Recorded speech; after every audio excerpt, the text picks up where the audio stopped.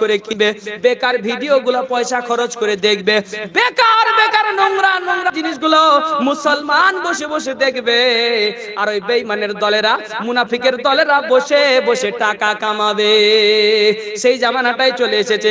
আপনি সারা দিন বসে বসে টিকটকের ভিডিওগুলো বসে দিন 200 টাকা করে দেখেন, আর ওই 200 টিকটকের ভিডিও পক্ষ থেকে যারা যারা বানায় ওরা বসে বসে মজা মেরে টাকা নেয়। তাও আমাদের দেখতে ভালো লাগে।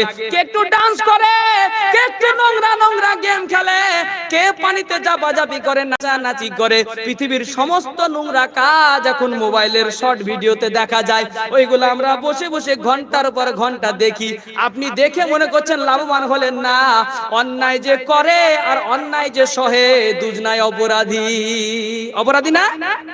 আপনি বসে বসে কোন মেয়েটা নাচছে এটা বাড়িতে বসে বসে দেখছেন, ওই দেখে যে সাপোর্টটা করছেন এর কারণে একজনের ইনকাম হচ্ছে, তো সে তো অন্যায় করছেই করছে, তারপরে আপনি আবার সাপোর্ট করে ডবল অন্যায় করছেন। এক বুড়ে দাদু একদম নেমেছে, একদম লুঙ্গি তুলে নেমে একদম ময়দানে ভালোভাবে কোনো না কোনো একটা ভিডিও বানাচ্ছে, আপনি ওটা দেখে হাসছেন, লাইক করছেন, যোগ করছেন, এতে ও ইনকাম করছে।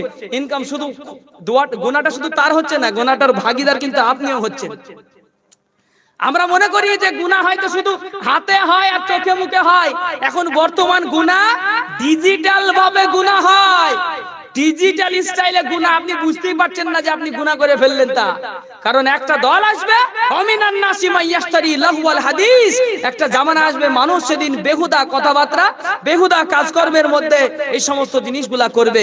এক নাম্বার 2, আমাদেরকে এই ইনকাম থেকে সত্যি করে বলছি, আপনার সন্তান, আপনি নিজেও যদি ভালো হতে চান, একজন দিনদার সন্তান বানাতে চান, আমরা বাপেরা, আমরা মায়েরা নিয়ত করে ফেলেছি যে আমাদের সন্তান ভালো হোক চাই না হোক, প্রতিটা সন্তান বেশি বেশি করে এই জামানায় টাকা পয়সা ইনকাম করা শিখুক, বেশি বেশি করে টাকা পয়সা ইনকাম করা শিখুক, তাতে পদ্ধতি যাই হোক